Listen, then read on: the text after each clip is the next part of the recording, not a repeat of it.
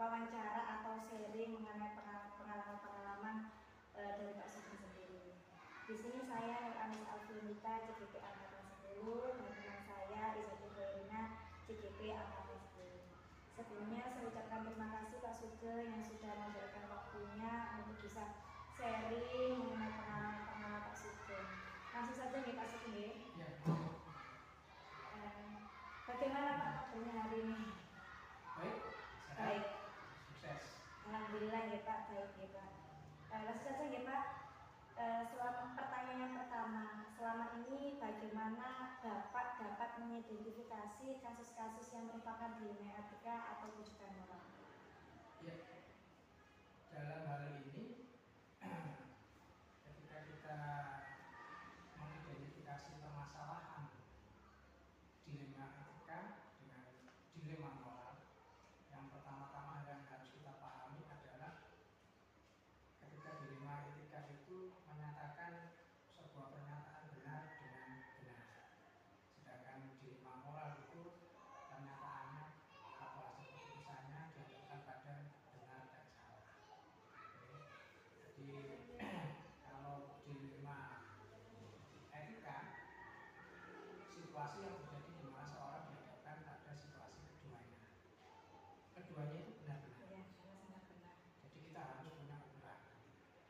Tapi ketika kita menyelesaikan mengidentifikasi dilema moral, itu lain lagi. Itu jelas ada aturan benar atau salah. Sangat luar biasa sekali ya Pak apa yang sudah disampaikan oleh Pak Sugeng. Selanjutnya pertanyaan kedua nih Pak, bagaimana Bapak menjalankan pengambilan keputusan di sekolah Bapak, terutama untuk kasus-kasus di mana ada dua kepentingan yang sama-sama benar atau sama-sama mengandung nilai kebajikan? Yang jelas kita mengidentifikasi permasalahan lebih dahulu. Mana yang menjadi permasalahan dikatakan urgent yang melibatkan keputusan atau melibatkan kebijakan, itu beda permasalahannya. Sedangkan ada yang perlu kita lakukan dalam mengambil keputusan itu, ada aturan-aturannya, ada tahapan-tahapannya. Di antaranya adalah tahapan 3 prinsip.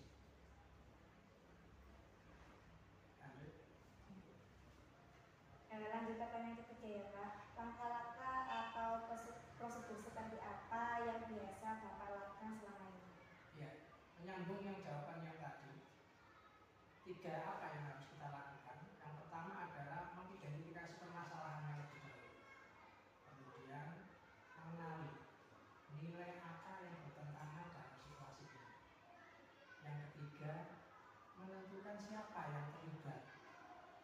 Dalam hal ini seringkali saya melibatkan guru untuk mengumpulkan fakta, sehingga kita bisa menghasilkan sebuah keputusan yang betul-betul valid, betul-betul objektif. Jadi yang saya tangkap tadi mengenai 3 tahapan, yang pertama identifikasi, mengenal nilai-nilai dan menentukan siapa yang terlibat ya Pak.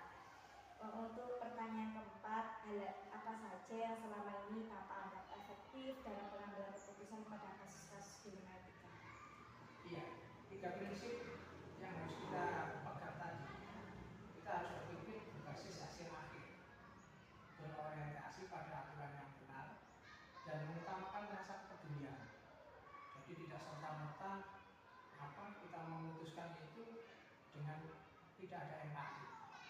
Jadi harus ada rasa kepedulian, serta memperhatikan hasil keputusan kita itu berdampak pada jangka waktu yang panjang. Itu yang harus kita perhatikan dalam menyelesaikan sebuah kasus atau masalah. Berarti yang saya tangkap dari jawaban Bapak tadi yaitu mengenai rasa empati atau kepedulian. Untuk pertanyaan selanjutnya nanti akan ditanyakan oleh teman saya yang bisa dihubungi. Pertanyaannya seperti ya, terima kasih peminta atas waktunya. Saya teruskan ya, saya lanjutkan untuk pertanyaan kedua. Dimana tadi Pak Sugeng sudah melakukan wawancara dengan peminta itu, saya tangkap sangat luar biasa ya. Ada kebijakan-kebijakan yang perlu dilakukan, lalu ada 3 prinsip tadi ya. Saya lanjutkan untuk pertanyaan yang keempat itu, hal pengambilan keputusan pada kasus-kasus dilema etika? Iya. Seperti awal, dilema etika itu adalah menyatakan benar melawan benar. Jadi yang harus kita pahami sebenarnya ketika kita memutuskan masalah itu sebenarnya agak sulit, tapi harus kita megang nilai-nilai kebenaran, nilai-nilai yang harus kita pegang teguh, aturan-aturan yang berlaku, tidak lupa kepedulian yang tadi terhadap orang yang bermasalah. Jadi harus berpegang teguh pada nilai kebenaran tadi, Pak ya. Ya, untuk pertanyaan selanjutnya itu, apakah Bapak memiliki sebuah tata cara atau jadwal tertentu dalam sebuah penyelesaian kasus dilema etika? Apakah Bapak langsung menyelesaikan di tempat atau memiliki sebuah jadwal untuk menyelesaikannya? Bentuk atau prosedur seperti apa yang Bapak jalankan? Ya, jujur kita tidak mempunyai tata kelola. Cuma kita melihat keurgenan sebuah permasalahan. Bila mana dianggap permasalahan itu urgen harus diselesaikan secepatnya, maka kita harus menjadwalkan. Baik itu kita panggil yang bersangkutan maupun kita memanggil orang-orang yang terdekat dengan kita untuk mencari fakta sebelum kita mengambil sebuah keputusan. Seperti itu Pak ya, jadi langsung dilakukan ketika ada yang urgent tadi, jadi tidak ada kata-kata. Ya, untuk pertanyaan selanjutnya Pak ya, adakah seseorang atau faktor-faktor apa yang selama ini mempermudah atau membantu Pak Sugeng dalam pengambilan keputusan dalam kasus-kasus dilema etika? Sebenarnya seorang kepala sekolah itu harus punya keberanian. Satu, yang kedua, kepala sekolah harus seorang yang bijak. Ketika kita ditemukan dalam sebuah permasalahan, sebenarnya kita sendiri bisa menyelesaikannya dengan bekal tadi, berani dan bijak. Tetapi untuk mencari kevalitan hasil atau kepedulian tadi, kita harus melibatkan mereka-mereka yang menjadi stakeholder-nya, misalnya guru, siswa atau lingkungan di sekitar siswa atau sekitar sekolah, untuk memberikan informasi yang betul-betul yang bisa memberikan bantuan pada kita untuk menyelesaikan masalah itu.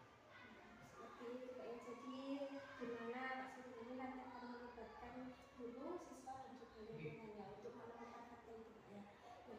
Untuk selanjutnya Pak, pertanyaan terakhir, dari semua hal yang telah disampaikan, pembelajaran yang dapat dipetik dari pengalaman Pak Sugeng mengambil keputusan dilema etika itu apa Pak?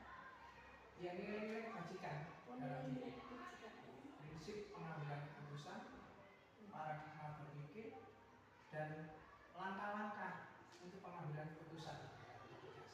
Banyak sekali Pak yang dipetik Pak ya, paradigma, prinsip, ya, lalu nilai kebajikan tadi ya. Terima kasih Pak Sugeng sudah meluangkan waktunya. Saya juga sangat menerima ilmu baru dari Pak Sugeng tadi ya Bu ya. Banyak sekali yang saya peroleh.